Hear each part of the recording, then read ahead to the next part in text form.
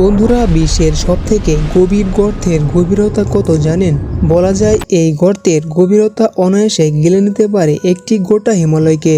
শুনতে অদ্ভুত হলেও কথাটা সত্য। উত্তর পূর্ব থেকে দক্ষিণ পশ্চিমে ছড়ানো এই গর্তের গভীরতা 11 কিলোমিটার, যার কাছে হিমালয়ের সর্বোচ্চ শৃঙ্গ মাউন্ট এভারেস্টও শিশু মনে হয়। প্রশান্ত মহাসাগরের পশ্চিম মারিয়ানা দ্বীপপুঞ্জের কাছেই রয়েছে বিশ্বের সবথেকে গভীর আর রহস্যময় এই গর্ত। So friends, welcome back to my channel shape official C7। চলুন শুরু করা যাক। মারিয়ানা ট্রেঞ্চের ভয়ঙ্কর গভীরে, যেখানে জলের প্রবল চাপে লোহা পর্যন্ত বেঁকে যেতে পারে, সেই বিপজ্জনক তলদেশেই সন্ধান পাওয়া গেছে অদ্ভুত দেখতে অনেকটি প্রাণী। এই আশ্চর্য আর রহস্যময় গর্ত নিয়ে নাবিকদের মুখে মুখে ছড়িয়ে আছে নানান গল্প। প্রথম হেসে উড়িয়ে দিলেও কিছু খটকা দেখা দিয়েছিল অভিযাত্রীদের মনেও। ফরাসি সাবমেরিন বাথিস্কোপ ক্রিয়েস্তো এর প্রধান দুই কাণ্ডারি ইঞ্জিনিয়ার জাক পিকার আর মার্কিন লেফটেন্যান্ট ডোনাল্ড ওয়ালশ লক্ষ্য করেন এত গভীরে দৈত্যাকার জলের চাপের মধ্যেও প্রাণের উপস্থিতি।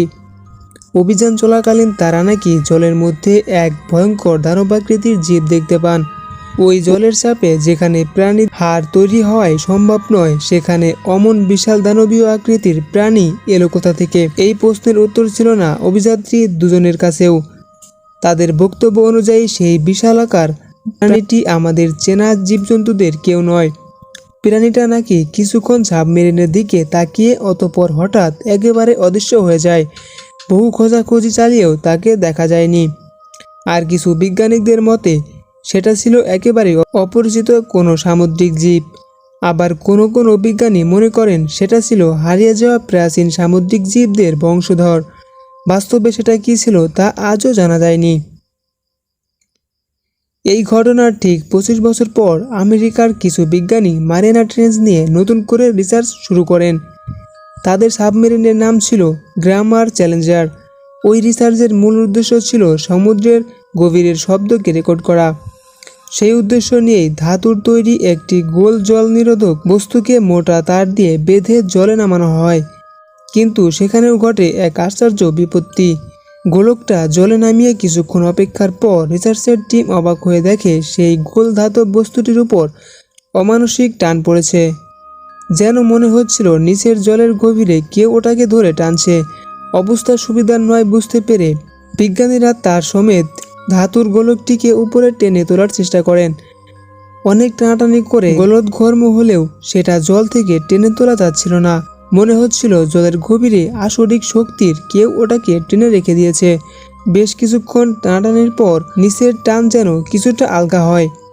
সেই সুযোগে হ্যাঁচকা টানে গোলকটাকে জল থেকে টেনে তোলা হলে তার চেহারা দেখে চমকে ওঠেন বিজ্ঞানীরা। শক্ত ওই ধাতব গোলকটাকে কেউ যেন কামড়ে তুবড়ে দিয়েছে। ধাতুর গায়ে ফুটে আছে অজানা কাঠ দাঁতের দাগ, এমনকি লাগোয়া তারটাও ক্ষতবিক্ষত। এই ঘটনায় বেশ ভয় পেয়ে যান বিজ্ঞানীরা। অনুমান করা হয় কোনো বিশালাকার প্রাণীর দাঁত দিয়ে কামড়ে ধরেছিল ওটাকে। গোল বস্তুটির মধ্যে দাঁতের দাগ, ছিন্ন বিচ্ছিন্ন তার এবং আগের রিসার্চের তথ্যের ভিত্তিতে বেশ কিছুদিন ধরে গবেষণা করার পর বিজ্ঞানীরা যা অনুমান করেন তা রীতিমতো চমকে দেওয়ার মতো। তথ্য প্রমাণ মিলিয়ে মারিয়ানা ট্রেঞ্চের ওই রহস্যময় অপরিচিত প্রাণীটির সাথে মেগালোডন হাঙ্গরের বড় মিল পেয়েছেন বিজ্ঞানীরা। ভাবছেন তো কে এই মেগালোডন? প্রাচীন পৃথিবীর সবচেয়ে বড় শার্ক বা হাঙ্গরের নামই মেগালোডন। বৈজ্ঞানিক নাম কার্সালোকেস মেগালোডন। প্রাগৈতিহাসিক এই হাঙ্গরের ওজন ছিল 48 টন এবং লম্বাই ছিল প্রায় 55 ফুট। আজকাল সমুদ্রে যে হাঙ্গর দেখতে পাওয়া যায় তাদের তুলনায় প্রায় 3 গুণ বড় ছিল মেগালোডনের আকৃতি। এদের খাদ্য ছিল তিমি মাছ আর ডলফিন। এখানেই শেষ নয়, আরও রিসার্চের ব্যাপার হলো কয়েক লক্ষ বছর আগেই এই প্রাণী পৃথিবী থেকে বিলুপ্ত হয়ে গেছে। তাহলে কি একেবারে হারিয়ে যায়নি মেগালোডন? তাদের কিছু উত্তরপুরুষ আজও বেঁচে আছে মারিয়ানা এই গর্তের বিপজ্জনক গভীরে। এসব প্রশ্নের উত্তর মেলেনি আজও। এই ঘটনার বেশ কিছু বছর পর জাপানের একটা জাহাজ যাচ্ছিল ওই মারিয়ানা ট্রেঞ্চের উপর দিয়ে। আচমকা একটা খুব বড় ঢেউ ওঠে জাহাজের সামনে। ঢেউটা এত বড় ছিল যে জাহাজটা আরেকটু হলেই কাত হয়ে ডুবে যেতে বসেছিল। সে সময় নাবিকরা লক্ষ্য করলেন ঢেউটা শুধুমাত্র জাহাজের সামনে উঠেছে, বাকি চারপাশে ঢেউ বা ঝড়ের লক্ষ্যমাত্রা নেই। সমুদ্র নিস্তরঙ্গ। আচমকা কিছু নাবিক হঠাৎ লক্ষ্য করলেন তাদের প্রায় জাহাজের নিচ দিয়ে চলে যাচ্ছিল একটা কালো বিরাট কিছু। সেটা কি ঠিকমতো বোঝা যাচ্ছিল না। অমনিতেই রহস্যের অন্ত নেই প্রশান্ত মহাসাগরে। সেটা কি ঠিকমতো বোঝার আগেই ঢেউয়ের নিচে হারিয়ে যায় সেই রহস্যময় কালো প্রাণীটি। এমনিতেই রহস্যের অন্ত নেই প্রশান্ত মহাসাগরে। বলা হয় এই মহাসাগরে মাত্র 5% জানা, বাকিটা রহস্যের চাদরে মোড়া আজও।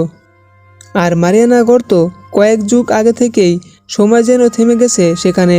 মেগালোডনের উপস্থিতি নিয়ে সংশয় থাকলেও এই খাতের গভীরে আরও যেসব আশ্চর্যজনক প্রাণী দেখা মিলেছে তারাও কম রহস্যময় নয়। সমুদ্রের এত গভীরে জলের চাপে হিম শীতল ঠান্ডায় এই প্রাণীরা কিভাবে বেঁচে আছে সেটা রহস্য। আমাদের চেনা জগতের বাইরে অজানা আরেক জগৎ যেন বেঁচে আছে এই মারিয়ানা গর্তের বুকে। বিজ্ঞানীরা আজও যার কোনো কুলকিনারা পায়নি।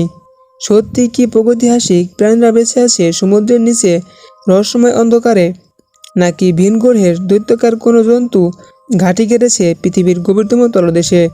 সে রহস্যও যেন চাপা পড়ে গেছে অন্ধকার প্রশান্ত মহাসাগরের লোনা জলের গভীরে। ভিউয়ার্স, ভিডিওটি এ পর্যন্তই ছিল। ভিডিওটি যদি ভালো লেগে থাকে তাহলে একটি লাইক দিবেন এবং চ্যানেলটিকে সাবস্ক্রাইব করতে ভুলবেন না। আর আপনার মূল্যবান মতামত জানিয়ে যাবেন কমেন্টে।